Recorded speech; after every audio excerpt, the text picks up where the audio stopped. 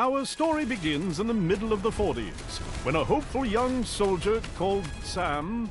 Oh, we're not doing that? Our story begins in the middle of last Tuesday, where a hopeless young freeloader called Sam is sipping a fancy cup of coffee with a name nobody can pronounce. Sam was born with a silver spoon in his mouth. But not the actual spoon that he has in his mouth now. That is a different spoon. But a figurative spoon that represents all the wealth and attention that he has been receiving from his parents. And their butlers. And their butlers' parents. You're a douche, aren't you, Sam? Blink twice if yes. He can't hear me. This is Sam's girlfriend, also not being heard by Sam. She's mad at Sam for his lack of responsibility produced by his large wealth. She also mentions the fact that Sam has forgotten her birthday for the 3rd year in a row. Sam's girlfriend is upset. As with most rich and famous brats, Sam does not pick up on that. Instead, he decides to lay this gem. Things just work out for me, baby. I can't just run around and do stuff. I'd end up with a limp spine or something. Sam's girlfriend does something she should have done a long time ago.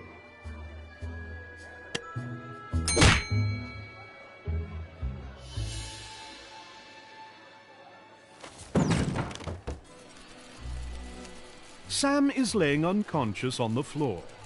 He gathers his strength and makes an effort to get up.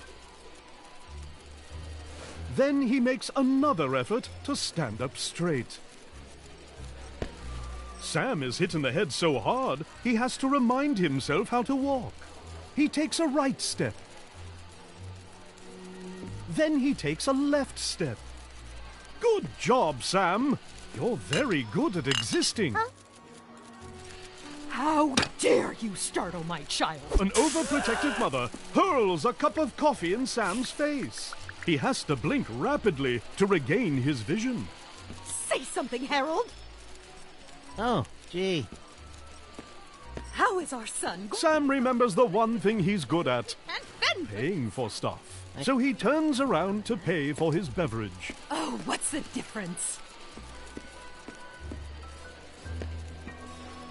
Sam pays the guy 500 euros, barely covering the coffee. Thanks for the tip, douchebag.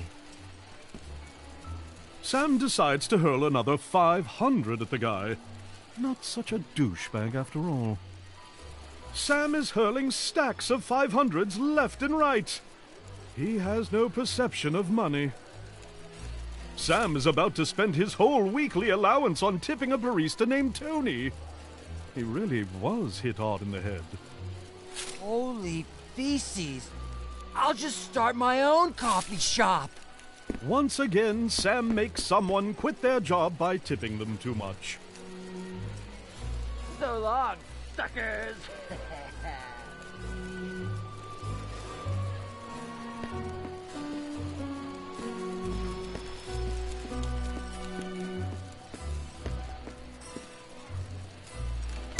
Sam spends a decade making his way out the door, which is pretty good for a guy. As Sam waggles outside, he sees his girlfriend on the other side of the road. Sam pulls himself together and rushes towards his soon-to-be ex-girlfriend.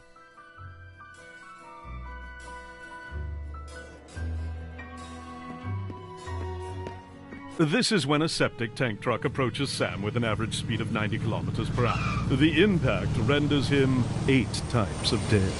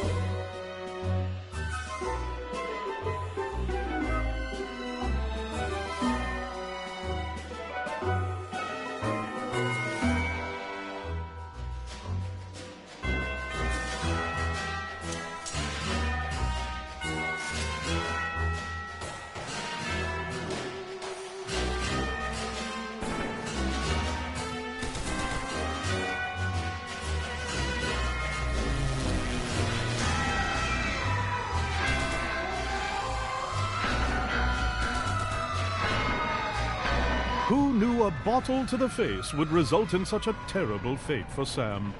But a bottle won't be the only thing that will meet Sam's face today. There's also the ground in hell.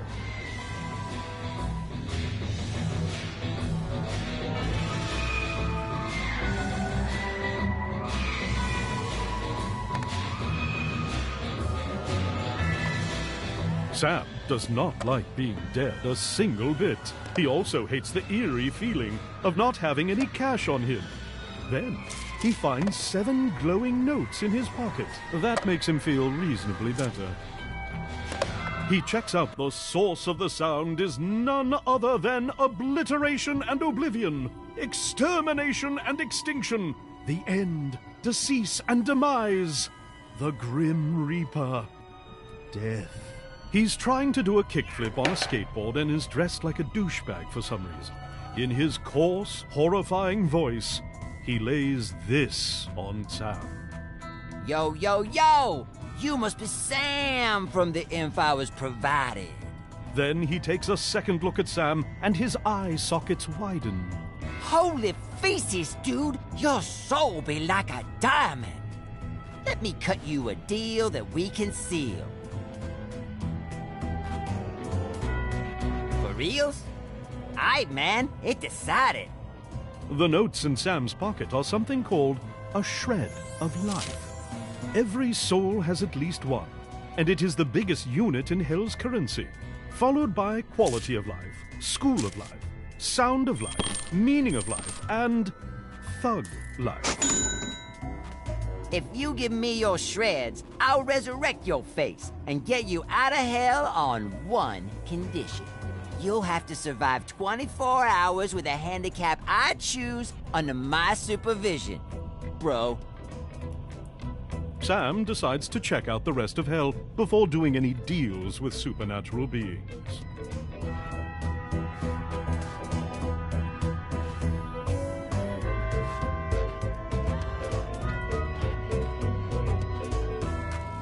Why, hello there, dear sir. Let's see if we can find a job for you. You get to be... ooh, a plumber. That'll be all your shreds, dear sir. All right, that sounds fair. Yes. Sam notices that the souls that get into Hell are forced to get a job and become functioning souls of society. For most people, this is okay, but for Sam, it's horrifying. He hurls his shreds at death like he's never hurled piles of money before. Why, hello there, dear sir. Let's see if we can find a job for you. You get to be... ooh, a minesweeper. That'll be all your shreds, dear sir. Could be worse. Whatever. Kinda sounds fun. Why, hello there, dear sir. Let's see if we can find a job for you. You get to be a struggling freelance artist. Oh my. That'll be all your shreds, dear sir. No! This is truly hell! Well, looks like it's time for lunch, dear sirs and madams. Take all your concern-related concerns up with upper management. See you in 5 hours. He keeps the last shred for the next time he meets the gatekeeper of Hell, whenever that's going to be. Aight, bro. I only get to do these deals annually. But if you really want to live in biz, you have to do it manually. Also, I will stop speaking in rhymes now.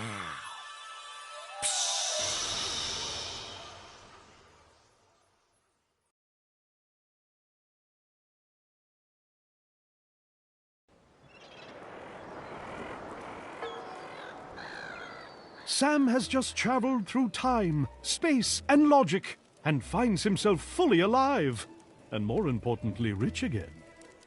His joy is only dimmed by the fact that he can't move at all. This is when he shows up.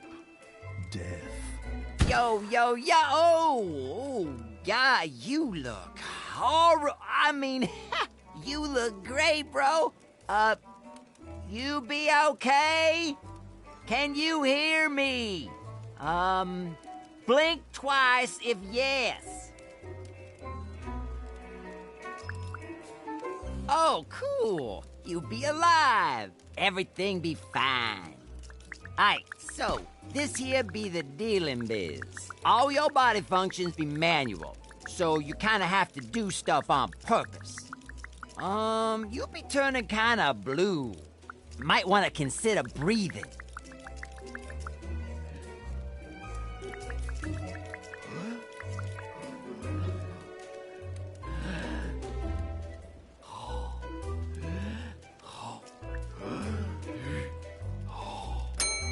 Alright! Bitchin'! You be blinking and breathing, that be bitchin'. So, alright. Go survive for a day, and I'll let you live normally for the rest of your life. If you somehow die within the next 24 hours, you'll go to hell and I'll keep your shreds forever. I'll be over there doing kick flips if and you need me. Once again, Sam has to make an effort to get up. This time, he has to focus on his spine.